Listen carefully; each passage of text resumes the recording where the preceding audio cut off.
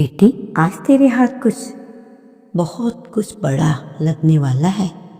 आज की देख, ऊपर से जो संदेश निकला है वो सीधे तेरे नाम पर लिखा गया है। ये तारीख यूं ही नहीं चुनी गई। अगले कुछ ही दिनों में तेरी जिंदगी का रुख पूरी तरह बदलने वाला है। पर शर्त ये है कि तू आज की ये बात अधूरी छोड़कर मत रुकना। गुरुजी को अभी तुझसे कुछ कहना जरूरी है।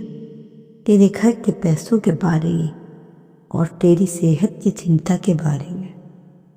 जो बात आज तूने सुन ली वो कल किसी बड़े तूफान से पहले तेरी ढाल बन सकती है। जय गुरु जी। शुक्राना गुरु जी। मंत्र जाप। ओम नमः शिवाय। शिव जी सदा सहाय। ओम नमः शिव। गुरु जी सदा सहाय। जय गुरु जी। शुक्राना गुरु जी।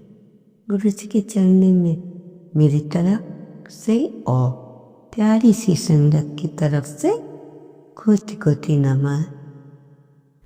इससे पहले जो गुरु जी के चरणों में लाइक सब्सक्राइब समर्पित करे उसके घर में सुख समृद्धि की कभी कमी ना करें हमारे प्यारे गुरु जी। उन्हें भरपूर दें। गुरु महाराज उनकी हर इच्छा को पूर्ण करें। संगत जी, जिंदगी में दो चीजें सबसे ज्यादा दिल पर बोझ बनकर बैठ जाती हैं। एक घर परिवार का पैसा, लोन, ईएमआई, दूसरा बच्चों का भविष्य। दूसरा अपनी और अपने जीवन साथी की सेहत। कुछ ना कुछ हो ही ना जाए। बाहर से हम स्ट्रांग बने रहते हैं, हंसते हैं, काम करते हैं, रिश्तेदारों के सामने सब नॉर्मल दिखाते हैं। पर रात को जब बारी दुनिया सो जाती है तो ये ही डर हमारे तकिए के बराबर जगह घेर लेते हैं। आज का ये सत्संग इन्हीं दो डर और गुरु जी की नजर की बात का है। संगत जी, पहला अनुभव है आशा है और उसका पति मनोहर का। आशा लुधियाना की साधारण सी गृहिणी थी। 2 बच्चों की माँ। बेटी कॉलेज में, बेटा 12वीं कक्षा में। मनोहर की छोटी सी रेडीमेड कपड़ों की दुकान। कुछ साल बाद सब चला। ईएमआई पर उन्होंने एक छोटा सा फ्लैट लिया। दुकान में थोड़ा इन्वेस्ट किया। सोचा मेहनत करेंगे, धीरे धीरे सब संभल जाएगा। फिर मार्केट गिरने लगा। ऑनलाइन शॉपिंग ने धंधे को बंद कर दिया। ऊपर से 2 साल कोरोना में दुकान महीने महीने बंद रही। ईएमआई चलती रही पर इनकम रुक रुक कर आने लगी। बैंक से पहले सॉफ्ट रिमाइंडर के सख्त फोन। श्रीमान जी, अगर समय पर किसी की किस्त नहीं आई तो हम लीगल प्रोसेस शुरू करेंगे। हम मजबूर होंगे आपका घर पकड़ने के लिए। आशा ने दिल में हिम्मत रखी, पर रात को छत को देखते देखते सोचती है, अगर ये घर चला गया तो जहाँ इतने साल से हम बसे हैं, जहाँ बच्चों की यादें हैं, अगर यही यहाँ से निकाल दिए गए तो मनोहर भी टेंशन में थे। पर मर्द होने के नाते अपना डर छुपाते रहे। अफसर झुंझला जाते हैं। मैं क्या करूं? खून पसीना सब एक कर दिया, फिर भी कुछ नहीं बचा। एक दिन हालात इतने बिगड़ गए कि बिजली का बिल भी टाइम पर नहीं भर पाए। नोटिस चिपका दिया गया, कनेक्शन काट दिया गया। उसी रात आशा के सब्र का बांध भी टूट गया। वो किचन में अकेली बैठी, गैस बंद, बर्तन धुले पड़े, सब सो चुके। उसने गुरुजी की छोटी सी स्वरूप को सामने रखकर कहा, गुरुजी, मैं अब बच्चों के सामने स्ट्रांग बनने का नाटक नहीं कर सकती। मैं थक गई हूँ। ये ईएमआई, ये नोटिस, ये डर सब मिलकर मुझे अंदर से खा रहे हैं। अगर ये आज हमारा नहीं रहा ना, तो भी सच्चाई बता दो। और अगर आपने इसे हमारे नाम लिखा है या लिख रखा है, तो आप इस घर की फाइनेंस के जिम्मेदारी उठाने भी आपका ही काम है। मैं सिर्फ रोने के लिए बची हूँ, अब संभाल लो। रोते रोते उसकी आंख लग गई। उसे नींद में एक सपना आया। सपने में उसने देखा एक छोटा सा फ्लैट, वही दरवाजा, वही चौखट, पर दरवाजे पर हल्दी और कुमकुम से बड़े अक्षरों में लिखा था ओम, और नीचे हल्की रोशनी में जैसे कोई आवाज कह रही हो, ये घर तेरा नहीं मेरा है। जब मैं मालिक हूँ तो तू क्यों डर रही है? तो किराएदार बनकर आए। किराया थोड़ा सा, विश्वास और थोड़ा सा शुक्राना कर, बाकी ईएमआई नोटिस साइलेंट वो मेरे खाते में डाल दे। सुबह जब आशा की नींद खुली, दिल धड़क रहा था, लेकिन आवाज में शांति थी। उसने पहली बार बहुत साफ साफ महसूस किया, ये बोझ मैं अकेली नहीं उठा रही, कोई और भी है जो इनविजिबल होकर साथ दे रहा है। उसने उसी वक्त फैसला किया। सबसे पहले अपने घर की चौखट धोकर साफ की, फिर हल्दी से छोटा सा ओम बनाया और मन ही मन बोली, जय गुरुजी, ये घर आपके ना, मैं यहाँ आपकी टेनेंट हूँ, की मर्जी से आई हूँ, आपकी मर्जी से जाऊंगी। अब से ईएमआई भी आपकी, चिंता भी आपकी। उस दिन उसने मनोहर से कोई बहुत बड़ी बहस नहीं की, बस सॉफ्टली कहा, हमने जितना हो सकता था किया, अब थोड़ा छोड़ भी देंगे तो शायद ऊपर से कुछ हो जाएगा। संगत जी, उसी हफ्ते कोई चमत्कार जैसा बड़ा इवेंट नहीं हुआ। ना अचानक कोई लॉटरी आई, ना कोई जमीन बिक गई, लेकिन सुटेबल चीजें बदली। पहले आशा का डर कम हुआ।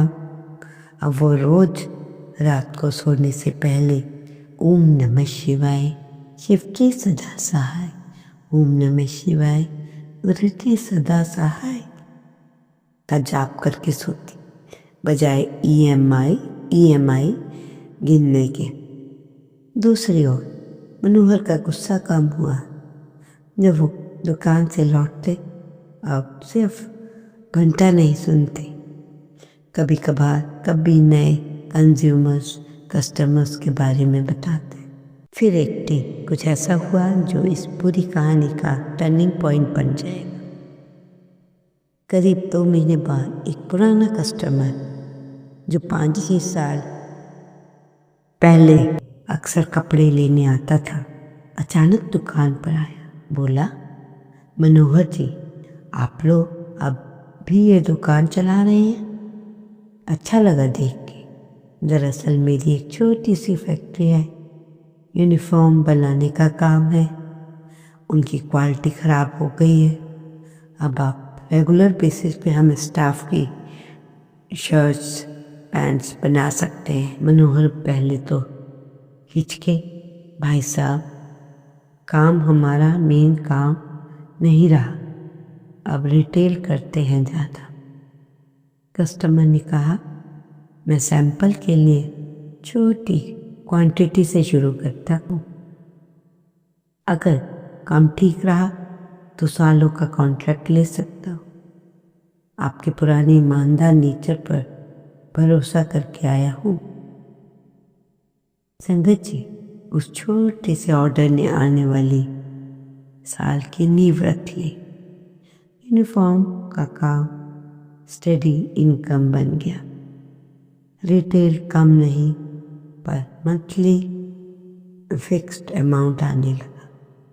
मनोहर ने उसी कॉन्फिडेंस में बैंक से दोबारा बात की, हम लंप सम नहीं दे पाएंगे, पर हम ये नया कॉन्ट्रैक्ट दिखाकर किस्तों को थोड़ा रिस्ट्रक्चर कर दीजिए।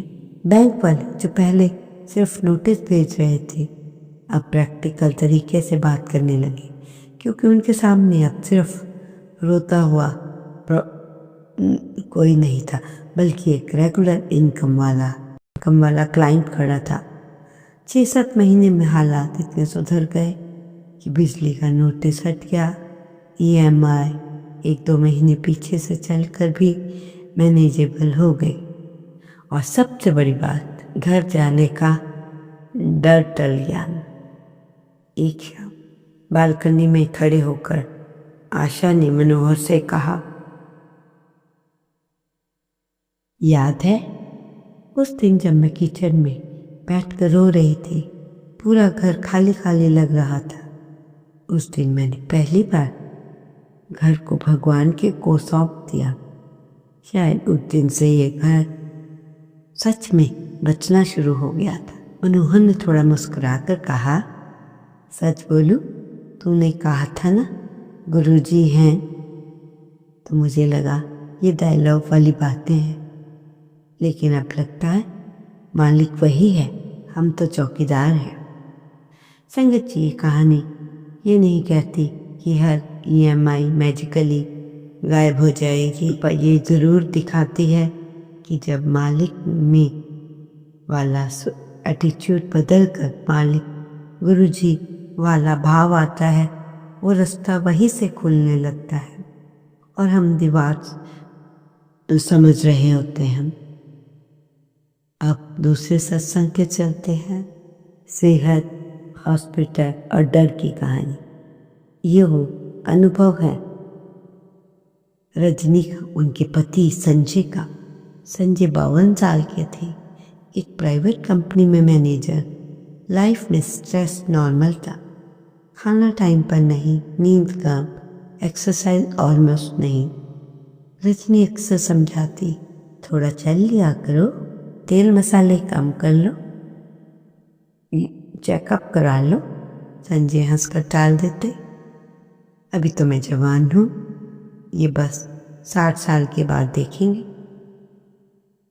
एक दिन दफ्तर से लौटते हुए संजय को हल्का हल्का सीने में दर्द हुआ। घर आकर बोले, शायद गैस है, चाय भी पी लूँगा तो ठीक हो जाएगा। रजनी का दिल धक धक कर रहा था। उसने भी सोचा शायद सचमुच कैसी हो। अगले 2-3 दिन तक ये हल्का दर्द आता जाता रहा। एक रात करीब 2 बजे अचानक संजय की सांस फूलने लगी, सीने में तेज दबाव, पसीना पसीना हो गए। उन्होंने रजनी को हिलाकर कहा, कुछ गड़बड़ है, हॉस्पिटल चलो अभी। रजनी के हाथ पांव ठंडे पड़ गए। आधी रात बच्चे सो रहे थे। खुद गाड़ी निकालकर हॉस्पिटल पहुंची, ER में भर्ती कराया। डॉक्टर ने ECG किया, रिपोर्ट्स देखी और गंभीर चेहरे से बोले, आप लोग समय से आ गए, अभी हमें इनकी एग्नोग्राफी करनी होगी क्योंकि ब्लॉकेज का शक है। थोड़ा रिस्क है, पर डिले करने से ज़्यादा रिस्क होगा। रजनी के हाथ में कांस्टेंट फॉर्म थमा दिया और कहते हैं कि डेथ का भी रिस्क है। कांपते हुए हाथ से उसने साइन किया। वो अकेली करिएंडर में बैठी, आंखों में आंसू रुक नहीं रहे थे। मन में चल रहा था, अगर कुछ हो गया तो बच्चे घर में। उसी वक्त उसके फ़ोन पर स्क्रीन जली। व्हाट्सएप पर एक सत्संग चैनल से नोटिफिकेशन आया, आज का सत्संग, मैं तेरे साथ ऑपरेशन थिएटर तक चलूँगा गुरुजी। रजनी ने वीडियो खोला, आवाज़ आई। जब डॉक्टर का हाथ कांप रहा था तो उसके पीछे खड़ा होकर उसको संभालता है, तू बस इतना कर कि मेरा नाम पकड़े रहना छोड़े मत। रजनी फूट पड़ी।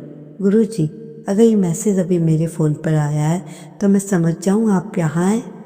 अगर आप साथ हो तो मैं ये डर आपको दे रही। अब ये डर नहीं आपका है। ऑपरेशन थिएटर के बाहर आधा पौना घंटा उसे सदियों जैसा लगा। हर बार उस दरवाज़ा खुलता वो उलझ कर खड़ी हो जाती। आखिरकार डॉक्टर बाहर आए। चेहरे पर हल्की सी मुस्कान थी। गुड न्यूज़, ब्लॉकेज था, हमने ठीक कर दिया है, एक स्टेबल है अब। बस एक बात याद रखना, आप लोग 20-30 मिनट भी और लेट हो जाते तो कंडीशन बहुत क्रिटिकल हो सकती थी। राइट टाइम पर डिसीजन लेना बहुत ज़रूरी था। रजनी ने अंदर सोचा, डिसीजन तो हमने लिया पर भेजा किसी और ने।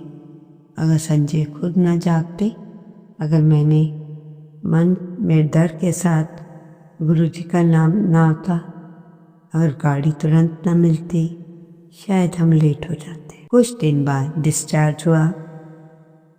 घर लौटते वक्त रजनी ने हॉस्पिटल के बाहर खड़े होकर आसमान की ओर देखा और बोली, गुरुजी, आपने मेरी आधी उम्र तो वहीं कर दी, आईसीयू की कुर्सी पर बैठाकर, पर बाकी आधी उम्र आपने मुझे नई आंखें देकर लौटा दी। अब मैं इस आदमी को पहले की तरह सिर्फ कमाने वाली मशीन नहीं मानूंगी। ये मेरा साथी है, आपकी दी हुई जिम्मेदारी है। संजय भी अब बदल चुके थे। उन्होंने खुद कहा, अब से रोज़ थोड़ी वॉक, थोड़ी सब्जियां, थोड़ी कम टेंशन और हाँ, हफ्ते में एक बार बड़े मंदिर या सत्संग, ये अब रेगुलर डोज होगा। संगत जी, रजनी ने हंसते हुए कहा। डॉक्टर ने दवा लिखी, गुरु ने एटीट्यूड लिखा, अब दोनों मिलकर तुम्हें चलाएंगे। संगत जी, इस पूरे अनुभव में चमत्कार सिर्फ रिपोर्ट्स का नॉर्मल आना नहीं, असल चमत्कार था कि दर्द शुरू होने पर सही वक्त हॉस्पिटल पहुंचाना, सही डॉक्टर मिलना। ओम नमः शिवाय। शिवचे सदा सहाय। ओम नमः शिवाय। गुरुचे सदा सहाय। जय गुरुजी, शुक्राना गुरुजी, अनंतम अनंत शुक्राना।